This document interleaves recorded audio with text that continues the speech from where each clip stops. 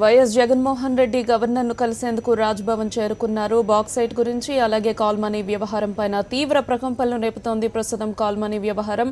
ఈ వ్యవహారం పైన గవర్నర్తో చర్చించేందుకు ఎమ్మెల్యేలతో కలిసి వైఎస్ జగన్మోహన్ రెడ్డి రాజ్భవన్ కు చేరుకున్నారు.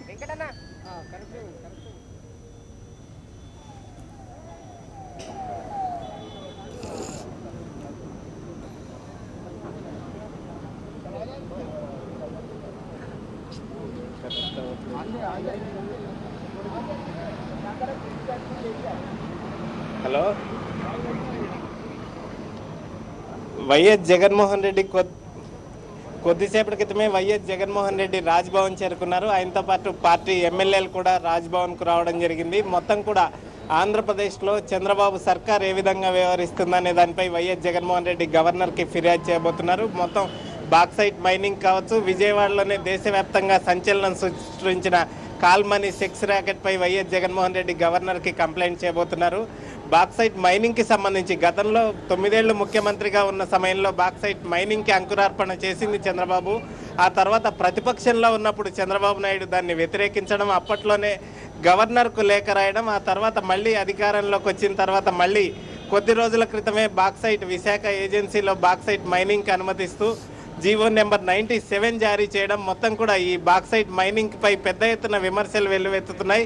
గిరిజనులంతా కూడా బాక్సైట్ మైనింగ్ని వ్యతిరేకిస్తున్నారు. ఈ నేపథ్యంలోనే వైఎస్ఆర్ కాంగ్రెస్ పార్టీ గిరిజనుల మనోభావాలకు అండగా ఉంటామని చెప్పి వైఎస్ఆర్ కాంగ్రెస్ పార్టీ ప్రకటించింది.